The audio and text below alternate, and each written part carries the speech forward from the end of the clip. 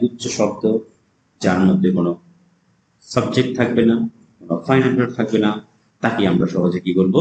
Phrase.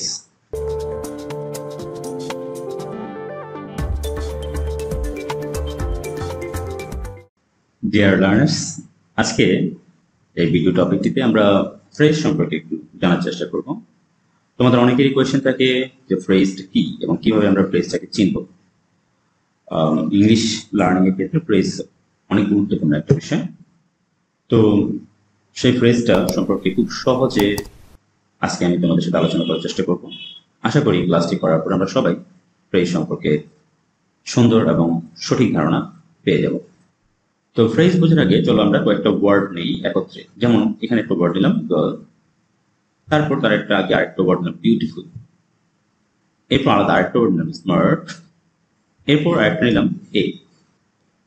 এখন লক্ষ্য করে দেখো আমরা একে একে এরকম কিন্তু 4টা ওয়ার্ড নিয়েছি। এই 4টা ওয়ার্ড একত্রে কিন্তু এখন আর কোনো একটা ওয়ার্ড নয়, এটাকে আমরা বলতে পারি এই গ্রুপ অফ ওয়ার্ডস বা শব্দগুচ্ছ।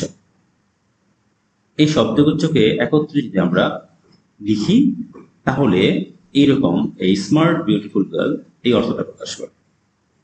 অনেকগুলো শব্দ যখন একটা শব্দগুচ্ছ হয়ে গেল, একটি বিষয়কেই অর্থ নির্দেশ করতেছে। আবার ধরো আরেকটি শব্দ দিলাম বয়, তার আগে আমরা দিলাম এই, এরপরে আরেকটু ওয়ার্ড দিলাম ওয়েটিং, এরপর একটা ছোট্ট প্রিপোজিশনাল ফ্রেজ দিলাম ইন্টারো। এখানে দেখো 1, 2, 3 এবং 4 এরকম 4টা শব্দ বা শব্দগুচ্ছকে একত্রে নিয়ে আসলাম। নিয়ে আসার পর যখন এটাকে আমরা একত্রে বসাবো, অর্থটা হয় এ বয় ওয়েটিং ইন দ্য রুম, রোমে অপেক্ষাকৃত একটি ছেলে। অনেকে ভাবতেছ যে এখানে ওয়েটিং তো একটা ভার্ব। ওয়েটিং অবশ্যই একটা ভার্ব, বাট এটা নট ফাইনাইট ভার্ব, এটা হলো একটা নন ফাইনাইট ভার্ব। যদি ফাইনাইট ভার্ব হতো এটার আগে একটা ইজ হতো, সুতরাং এখানে যেহেতু ইজ নেই, এটা নন ফাইনাইট ভার্ব। এই নিয়ে আমরা ফাইনাইট নন ফাইনাইট ভার্ব জানার চেষ্টা করব। যাই হোক, এখন দেখো এই একাধিক শব্দগুলো একত্রে যুক্ত হচ্ছে, তখন এটাকে গ্রুপ অফ রিলেটেড ভার্ব। যদি আবার রিলেটেড না হয় তাহলে হবে না, এবং সেটা মিনিংফুল হতে হবে।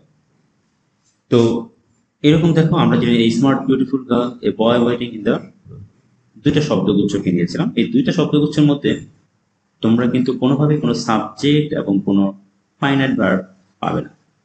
তুমি লক্ষ্য করে দেখো এখানে কোনো ফাইনাইট ভার্ব নেই, কোনো সাবজেক্ট নেই।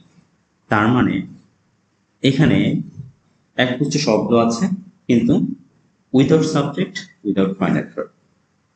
তো এইসব ক্ষেত্রে যখন আমরা এখন সংজ্ঞাটা যদি এরকম দেখি, হোয়াট ইজ ফ্রেজ? ফ্রেজটা কিন্তু ঠিক এটাই যেটা তুমি এতক্ষণ ভেবেছ, a group of related words which do not consist of a subject and finite verb is called phrase. মানে একগুচ্ছ শব্দ যার মধ্যে কোনো ফাইনাইট ভার্ব থাকবে না, যার মধ্যে কোনো সাবজেক্ট থাকবে না, তাকেই আমরা ফ্রেজ বলতে পারি। আশা করি তোমরা পুরোপুরি ব্যাপারটা বুঝতে পেরেছো।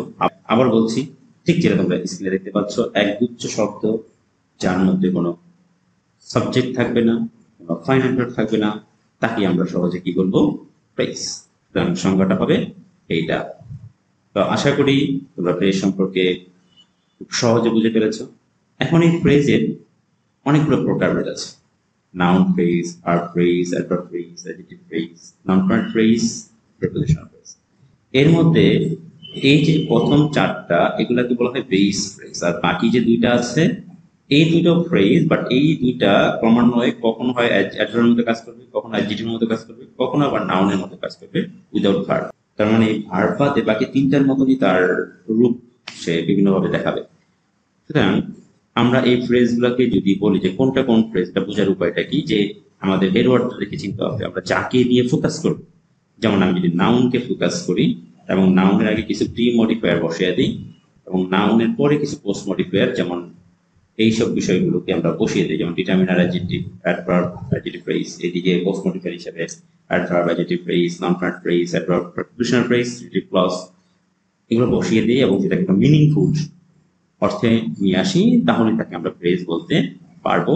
এবং যে ফ্রেজের হেডওয়ার্ড হবে নাউন, সেটাকে বলবো নাউন ফ্রেজ। যে ফ্রেজের হেডওয়ার্ড হবে অ্যাডজেক্টিভ, তাকে বলা হবে অ্যাডজেক্টিভ ফ্রেজ।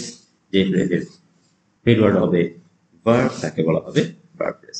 আশা করি শিক্ষার্থীরা তোমরা পুরোপুরি বিষয়টাকে বুঝতে পেরেছ, এবং যদি বুঝতে পেরে থাকো অবশ্যই চ্যানেলটি সাবস্ক্রাইব করবে, আমাদেরকে উৎসাহিত করবে যাতে আরো নতুন নতুন ভিডিও আমি তোমাদেরকে দিতে পারি। ধন্যবাদ সবাইকে।